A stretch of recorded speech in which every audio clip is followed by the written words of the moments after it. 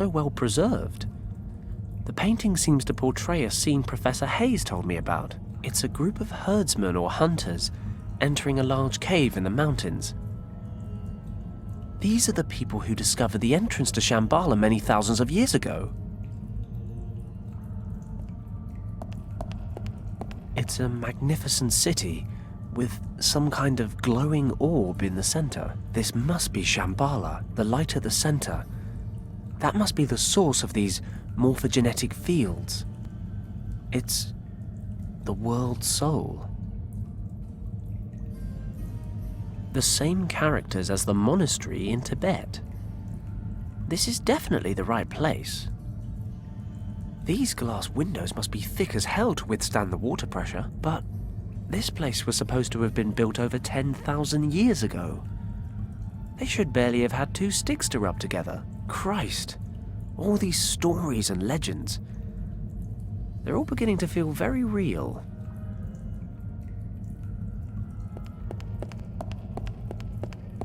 The painting up there has a number of people reaching the shores of a sea or a river by boat. These must be the Shambhala survivors, the ones who came here to hide the second key. That can't be. That looks like a British Army uniform. But this place was supposed to have been built millennia ago. The painting shows burning houses and many, many dead people. They're fighting one another on a huge mountain of corpses. But they don't look like warriors. They're just townsfolk, murdering one another. Is this the fall of Shambhala? The inexplicable catastrophe that Professor Hayes mentioned? But he said it was a dragon, and Kim translated something similar back at the monastery. These people are killing each other. But why? There's a round stone jutting out of the wall here. I'll grab it.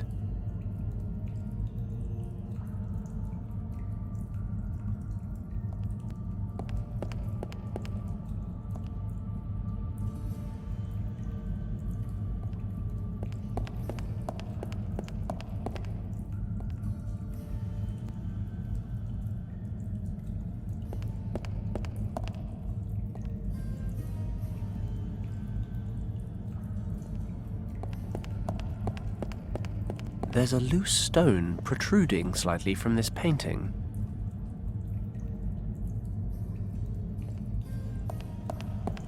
Here's another stone.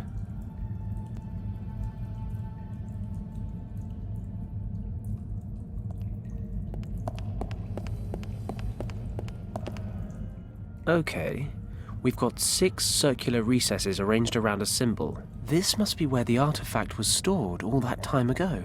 I'd better take a closer look.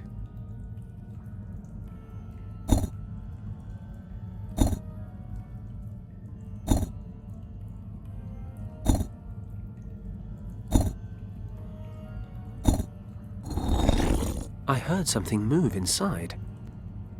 Is it unlocked?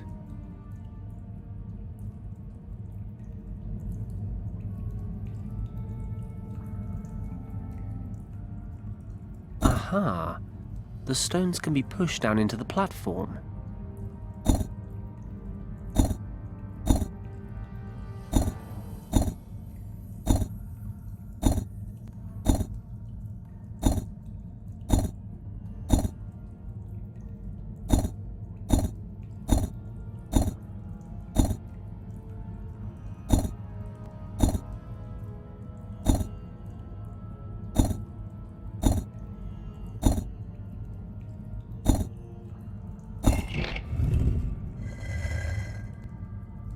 Finally, the second key. I've traveled 3 continents just to find this thing. I should be happy. Or at least relieved. But there's something bothering me. Something at the back of my mind. I'm finally holding in my hands the key to Shambhala. The key to rescuing Richard. And I've got this weird feeling about it all. Is that my conscience? Damn, I thought I lost the thing years ago. Maybe all this wasn't such a good idea. How many people have already died for this thing? And how many more will die if I open the gate to Shambhala? Beyond all the myths and the legends, there has to be something real at the end of it all. There is something behind that gate that shouldn't be messed with. I don't know. Maybe it's this place, or maybe I'm just tired, but I can't help but think back to Hong Kong Harbor. I made a split-second decision to save Richard, and it was the wrong one. I won't make the same mistake again. I don't have the luxury of special circumstances as an excuse this time, and this time, there's a lot more at stake. Kim said you can't weigh one life against another. Last time, my mistake cost 8 lives. This time, it could be thousands. I've got to accept the reality. I can't go back to Tibet. I have to go back to where it all began. I have to justify the most difficult decision of my entire life.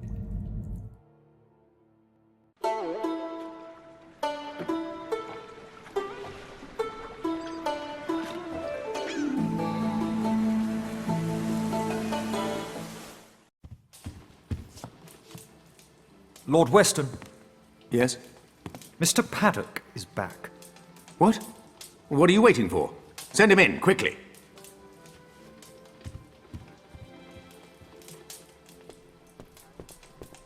Fenton, you have no idea how relieved I am to see you. Lord Weston. Do you have any news of my son? Is he alive? I'm afraid it's not that simple, Governor. Is Richard dead? Is that what you're trying to tell me? No, he's still alive, I think. Oh, thank God. Do you need more money? How can I help you? Just say the word, I'll do everything within my power. Sir, I know where your son is. I even have the key to the gate that leads to his location. The problem is, I can't be answerable for opening that gate. And what is that supposed to mean? Richard is in a place in the Himalayas called Shambhala. For some reason, he fled there when his unit was attacked by Nazi troops. Maybe it was the only way he could prevent the Nazis from entering Shambhala. The point is, that place holds a secret so vital, it cannot be permitted to fall into the wrong hands at any cost. This is what I've come to realize. The second key could undo everything Richard has worked for. If I reopen the gate in order to follow him, I'd risk letting the Nazis into Shambhala. Lord Weston, we have to destroy the second portal key. I'm sorry, but the dangers it represents are simply too great. What are you saying? You suggest that we leave my son, your friend, to his fate? Lord Weston, you know what Richard means to me. You know what I've sacrificed for him. Believe me, if there were any other way, I would take it. I know it's hard to accept, but after everything I've seen and experienced, I just can't continue with this mission. I'm here today to ask for your understanding. I cannot believe I'm hearing this. You sentenced my son to death, and you come here asking for absolution. I was wrong about you, Paddock. If you are unable to handle the situation, I shall have to find someone who is. As I said, I'm very sorry, Lord Weston. But I've made my decision. I'm going to destroy the key. I'm afraid that decision is no longer in your hands. What is this? You're collaborating with the Nazis, Governor! I had no choice, Fenton. Mr. Kleist claimed to know where Richard was. He said he could return him to me. I was skeptical, but a father will cling to even the slightest shred of hope. I never gave up hope that you would solve the situation, and that I could quickly end my collaboration with the Nazis. But now I realize that I backed the wrong horse. Governor, this is a mistake. I'm prepared to take that risk. Herr Paddock, I wonder if you would be so kind as to accompany me to the airport. You have an appointment in Tibet that you absolutely cannot miss. We meet again, Mr. Paddock. It's a dubious pleasure, Countess. But I guess you've become rather accustomed to having me around. Had I been given the choice, you would be lying in your wretched Hong Kong shack with a hole between your eyes, believe me. I console myself knowing this will be the last time your good fortune keeps you alive. hardly imagine you are aware of the fact, but you must at least have felt the transfer of energy when you held the second artifact in your hands, yes? Paddock, you have connected with the key. You are now the only person capable of using it. You mean you can't get into Shambhala without little old me? Precisely. And you think I'm going to help you? But of course, there can be no doubt.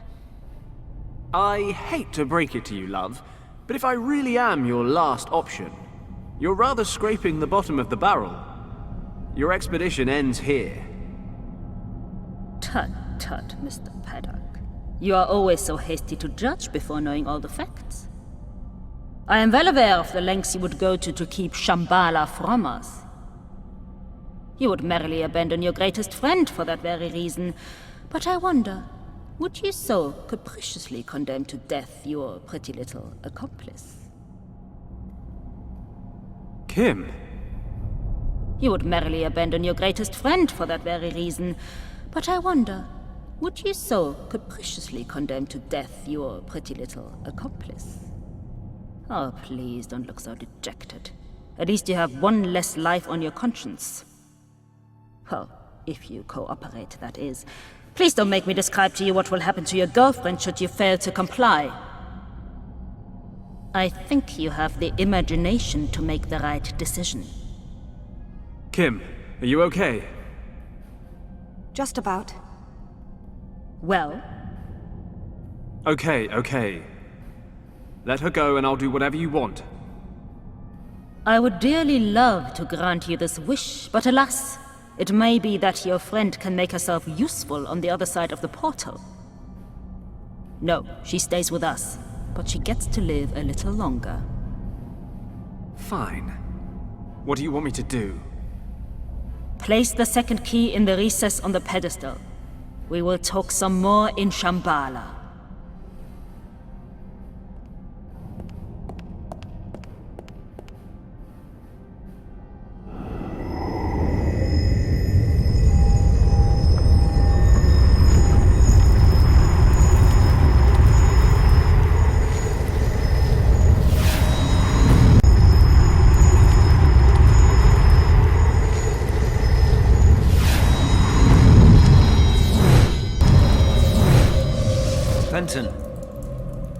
Fenton, wake up! What? Fenton! What?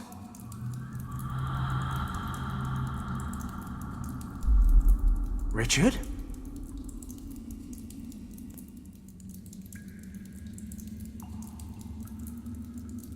Richard, is that you? Of course it's me. Are you feeling okay?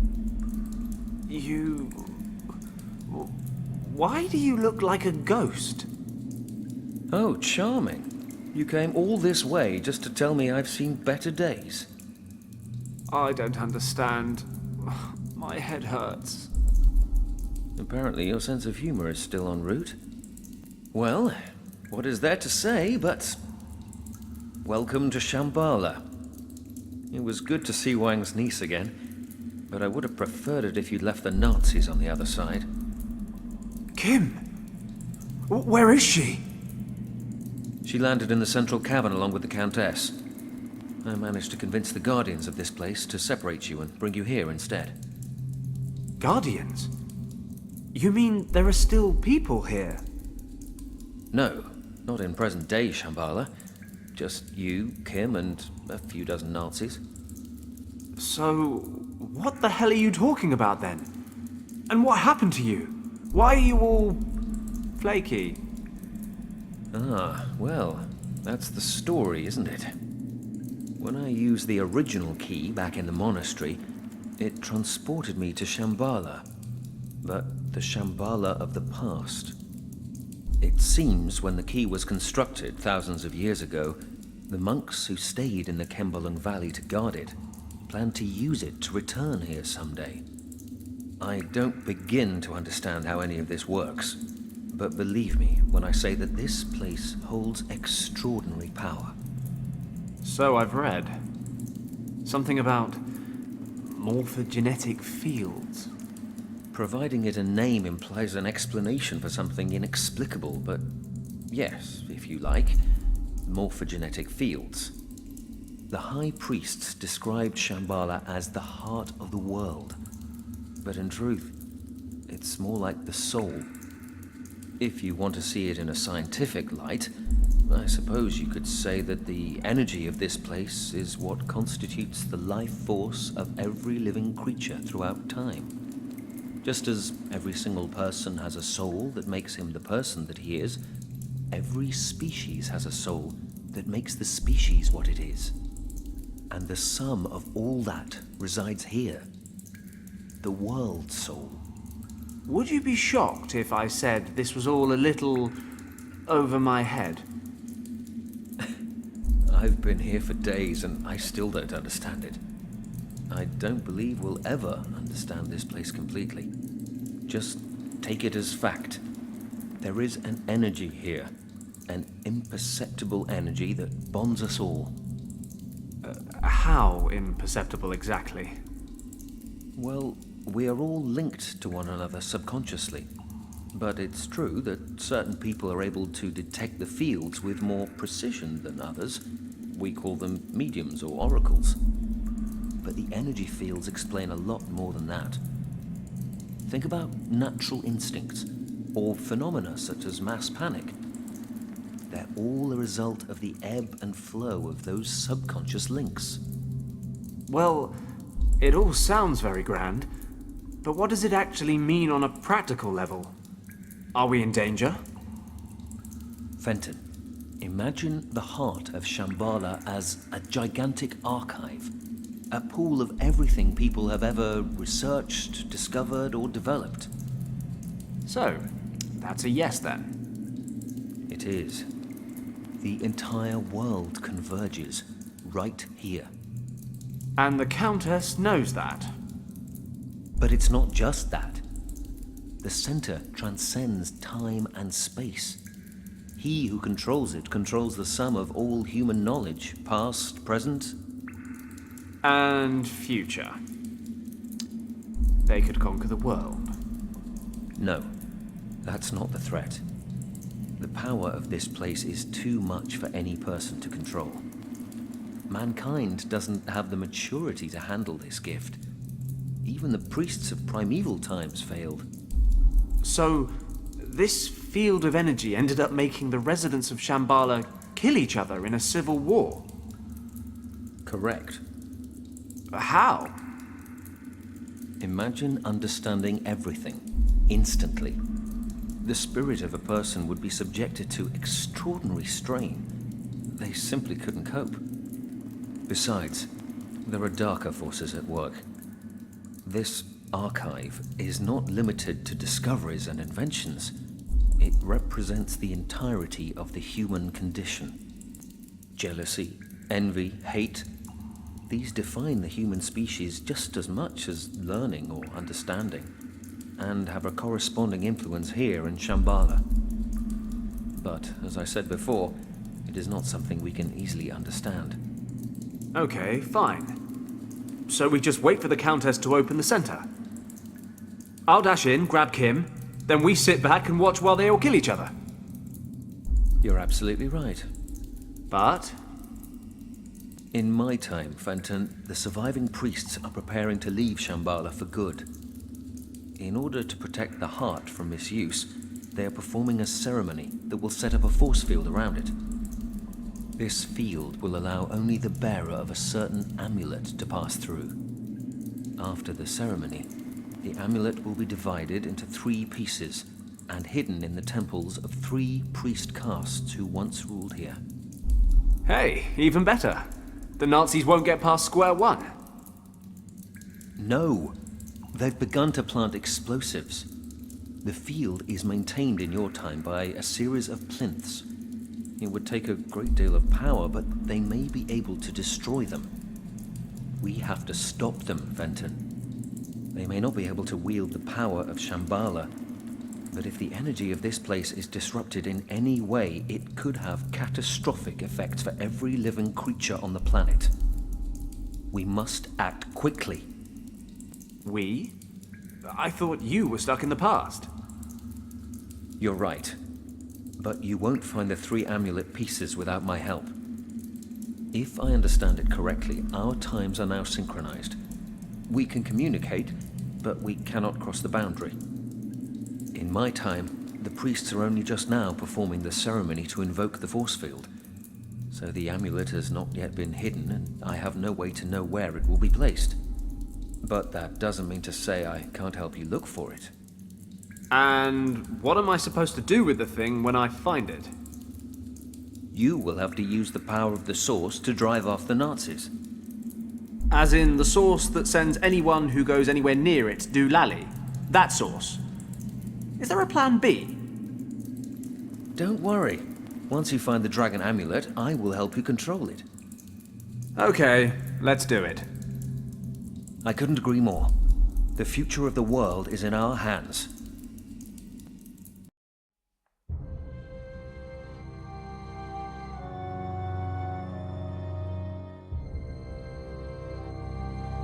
Looks like I'm on my own again. I'm still not sure I've got a handle on all this. 10,000 years ago, the residents of Shambhala all kill each other, save for a few priests who escape the civil war. Shortly after that, Richard crash lands here and convinces those priests to invoke a force field around the center to protect it. Now the Countess, along with her troops, and Kim, are in the center of Shambhala, ready to blow the bloody thing up. And, surprise, surprise, I'm the only one that can stop them. I need 3 pieces of some amulet to harness the power of the source and somehow make everything okay again. That's Richard's plan, in any case. I'll probably just wander around breaking things until something interesting happens.